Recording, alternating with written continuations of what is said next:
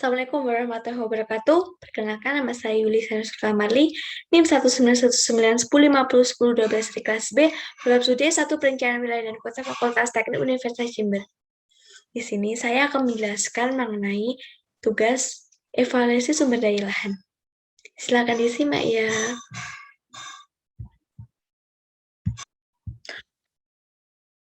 Oke, untuk judulnya yaitu pengaruh geohidrologi, geomorfologi, dan geodinamika terhadap perencanaan tata ruang. Dengan studi kasusnya yaitu Kecamatan Kalasan dan Prambanan di Kabupaten Sleman.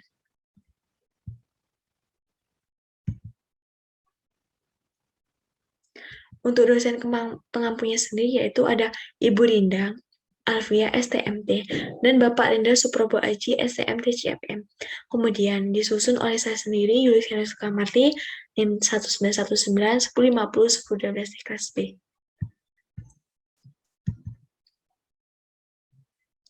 Kemudian yang pertama itu ada latar belakang. Sebagian besar wilayah Indonesia merupakan daerah yang rawan terhadap bencana alam, baik gempa, tsunami, gunung api, dan maupun tanah longsor. Kejadian gempa bumi yang terjadi pada tahun 2006 yang terjadi di Yogyakarta telah memakan korban yang lebih dari 6.000 jiwa dan telah merusak bangunan infrastruktur yang ada. Kejadian tersebut bisa diminimalkan dengan cara pembuatan rencana tata ruang wilayah atau RT/RW yang baik dan diaplikasikan secara tegas di lapangan. Namun demikian, banyak RT/RW yang dibuat pada saat ini belum memasukkan aspek geologi di dalamnya, sehingga rencana pengembangan yang dihasilkan tidak sesuai dengan daya dukung lahan yang ada. Korban dan kerugian akibat terjadinya bencana alam juga bisa diminimalkan apabila dalam rencana wilayah tersebut bisa memasukkan suatu aspek geologi di dalamnya. Kemudian yang pertama, itu ada peraturan perundang-undangan. Nah, di peraturan perundang-undangan sendiri terdapat 4 regulasi. Yang pertama itu ada Undang-Undang Nomor 26 Tahun 2007 tentang Penataan Ruang. Nah, di sini ada 2 pasal yang mencakup mengenai geologi. Yang pertama itu ada pasal 5 ayat 2 dan pasal 1 nomor 21 dan nomor 22. Nah, untuk isinya itu sendiri berisi mengenai penataan ruang yang sebagai landasan hukum bagi penataan lingkungan fisik atau geologi. Dalam ayat tersebut itu dijelaskan bahwa penataan ruang berdasarkan fungsi utama kawasan yang terdiri dari kawasan lindung dan kawasan budidaya.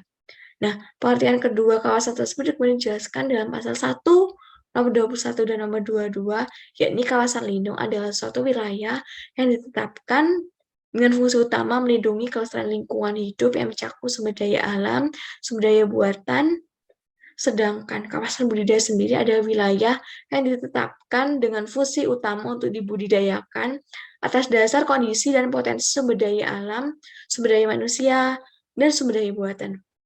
Nah, kemudian untuk regulasinya itu kedua itu yaitu Peraturan Pemerintah Nomor 26 Tahun 2008 tentang Rencana Tata Ruang Wilayah Nasional. Nah, itu dapat pada pasal 53. Nah, dalam regulasi ini membahas tentang Rencana Tata Ruang Wilayah Nasional yang dijelaskan bahwa kawasan lindung geologi merupakan bagian dari kawasan lindung nasional.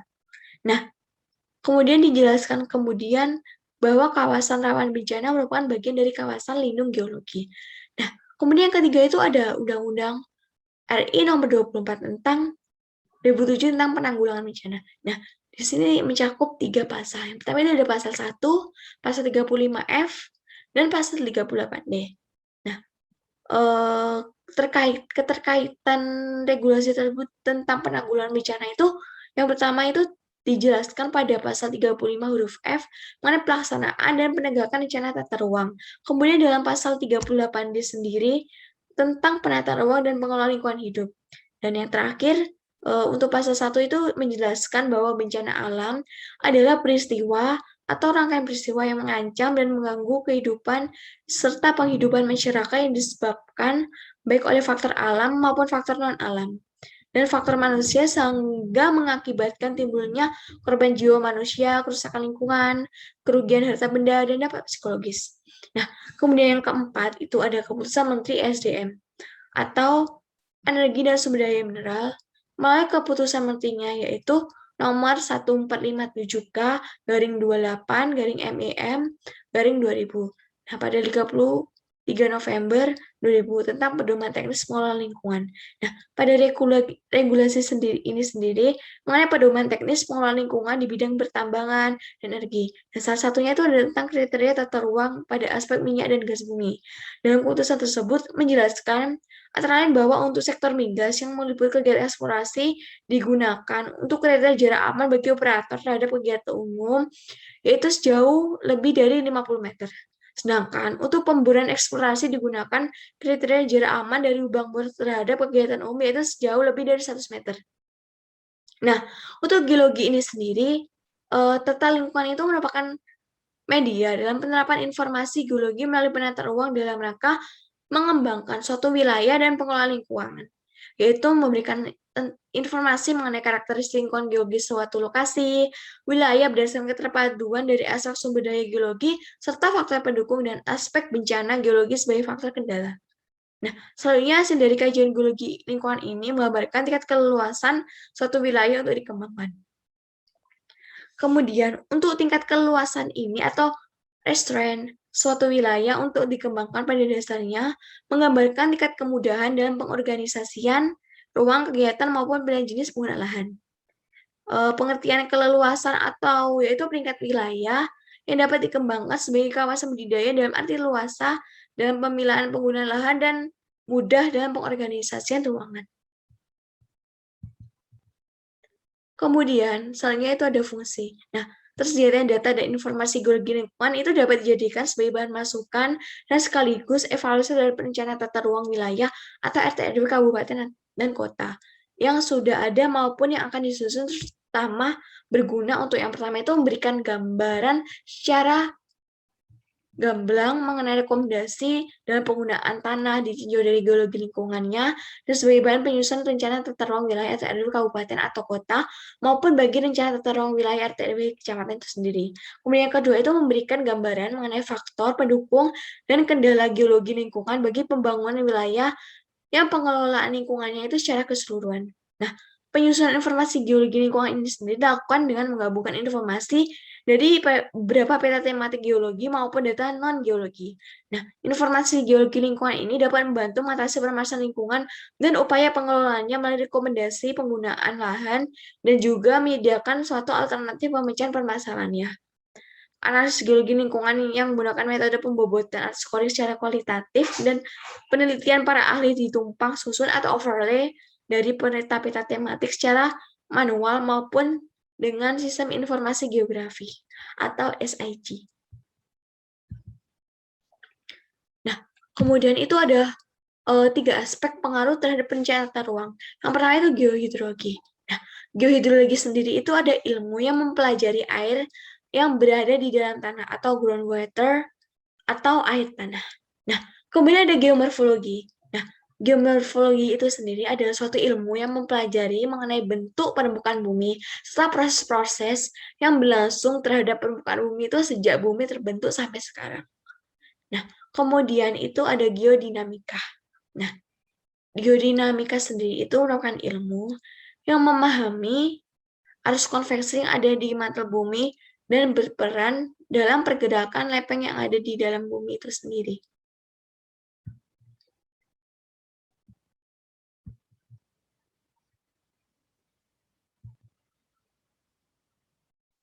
Kemudian geohidrologi.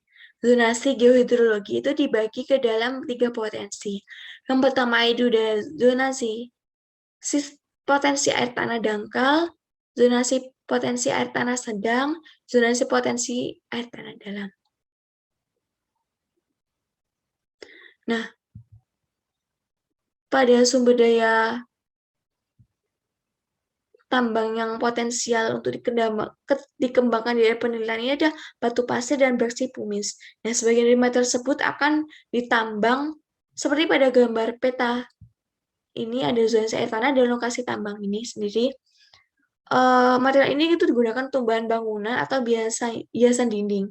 Nah, perkiraan cadangan batu pasir Tufan ini dengan menggunakan metode perhitungan volume kerucut sebesar 11,66,67 meter persegi, kuat tekan batuan bersih pumis rata-rata sebesar 8,51 MPS atau 80,51 kg per cm persegi. Seperti pada tabel ini ada uji kuat tekan batuan pasir Tufan dan bersih pumis. Nah, dengan metode yang sama untuk cadangan bersih pumis diperkirakan 200.000 meter kubik batuan ini mempunyai kuat tekan rata-rata 5,6% MPa atau 50,69 km per cm persegi.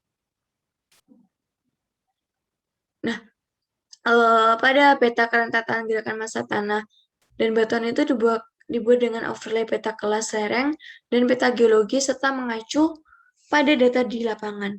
Dengan melakukan overlay peta tersebut, maka dapat diinterpretasikan lokasi mana saja yang memiliki karakteristik terjadinya gerakan massa tanah dan batuan di lokasi penelitian. Nah, adapun pembagian zona menurut tingkat kerentatan gerakan massa tanah dan batuan itu ada 3. Yang pertama itu zona tingkat kerentanan rendah, zona tingkat kerentanan sedang, dan zona tingkat kerentanan tinggi. Nah, yang pertama itu ada geomorfologi. Nah, untuk geomorfologi ini sendiri, untuk klasifikasinya itu bagi menjadi 4. Yang pertama itu satuan dataran vulkanik. Yang kedua itu ada satuan perbukitan struktural belereng. Yang ketiga satuan perbukitan struktural berlereng, sedang terjal. Dan yang keempat itu perbukitan struktural berlereng terjal. Nah, berikut ada peta geomorfologi.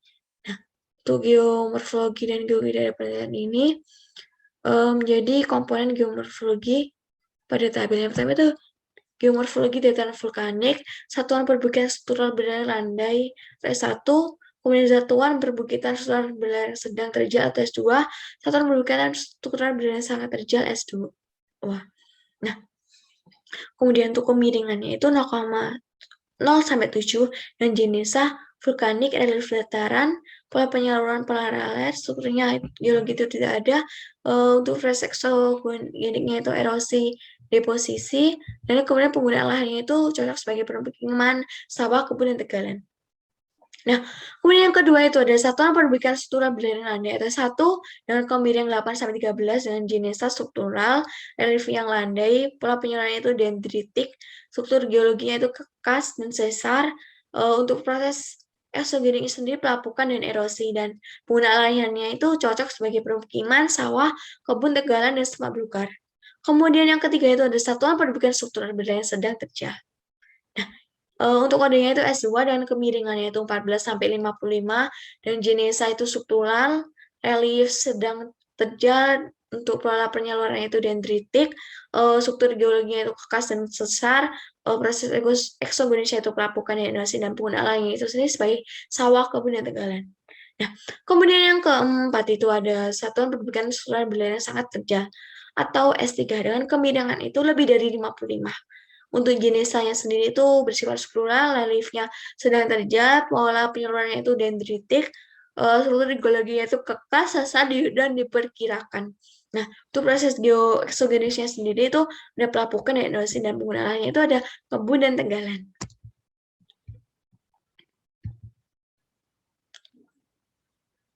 Kemudian ada geodinamika. Nah, untuk geodinamika sendiri itu dibagi menjadi 3 zona kerentanan gerakan massa tanah dan batuan.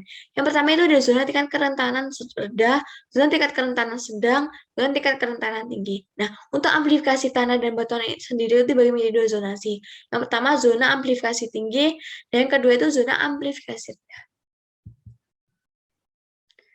Nah, berikut ada peta geodinamika.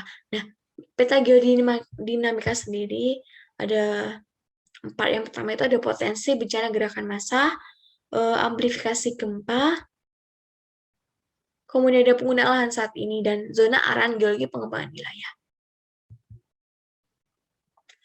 Nah, untuk zonasi pengembangan wilayah daerah penelitian sendiri dibagi menjadi 3 zona. Yang pertama itu zona geologi pengembangan wilayah 1 dengan desanya itu Selo Mantani, Purwomartani, Tirto Martani, Madurejo, dan Sumberharjo. Untuk potensi sumber itu keadaan air tanahnya itu dangkal, kemudian potensi bahan tambangnya itu nggak ada, kemudian untuk potensi bencana sendiri itu aplikasi gelombang gempanya itu tinggi, potensi gerakan massa itu rendah, kemudian di morfologinya itu morfologi dalam vulkanik, untuk kelas relangnya itu 0 sampai 7 dan geologi litologinya itu 8 vulkanik, untuk struktur geologi tidak ada. Dan untuk rekomendasi pemanfaatan sendiri itu sebagai permukiman, sawah, kebun, dan tegalan. Nah, kemudian yang kedua itu ada zona geologi pengembangan wilayah kedua atau desanya itu Bukoharjo dan Bukirharjo. Dengan potensi sumbernya itu untuk keadaan air tanahnya itu sedang, potensi bahan tambangnya itu ada batu bersih, purnis, dan batu pasir tufan. Nah, untuk potensi bencana sendiri itu ada rendah dan gerakan massa itu sedang. Untuk morfologinya sendiri itu dalam berlereng landai dan berbukitan struktural berlereng sedang dan terjal. Untuk kelas relengnya itu 8 sampai 55. Nah, geologinya sendiri itu ada litologinya satuan bersih, purnis, dan kemudian struktur geologinya itu kekar dan sesar. Nah, rekomendasi pemanfaatan lain sendiri itu sebagai permukiman, sawah, kebun, tegalan, dan tambang. Nah, kemudian itu zona geologi pengembangan wilayah yang ketiga. Itu ada di desa Sambirejo dan Gayam Harjo. Nah, untuk potensi sumbernya sendiri itu ada keadaan air tanah itu dalam, kemudian potensi bahan tambangnya itu bersih purnis, potensi bencananya amplifikasi gelombang bumpa itu rendah, potensi gerakan massa itu tinggi, kemudian geomorfologinya untuk morfologinya itu satuan pendidikan struktural wilayah sangat terjal, dan untuk kelas relnya sendiri itu lebih dari 55. Nah, untuk geologi litologinya sendiri itu satuan batu pasir dan satuan persipunis, dan struktur geologinya sendiri itu ada kekar dan sesar. Nah, untuk rekomendasi pemanfaatan lahan sendiri itu sebagai kebun, tegalan, dan tambang.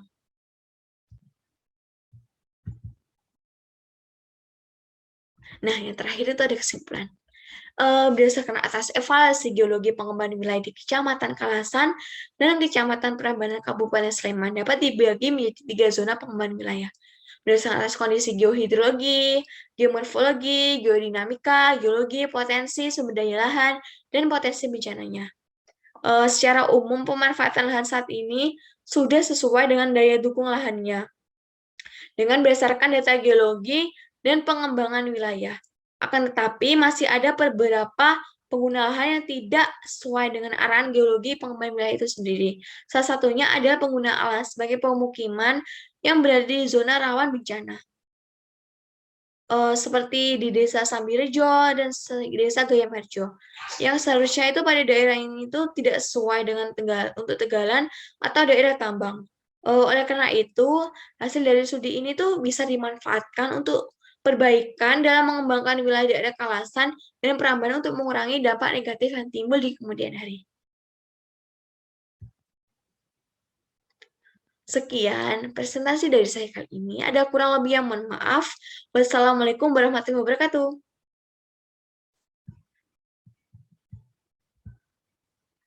Nah, gimana teman-teman? Apakah sudah paham dengan materi yang saya sampaikan tadi? Misalnya ada yang kurang jelas, bisa cari-cari referensi di Google ya. Sekian dari saya, ada kurang lebih yang mohon maaf. Wassalamualaikum warahmatullahi wabarakatuh. Terima kasih teman-teman.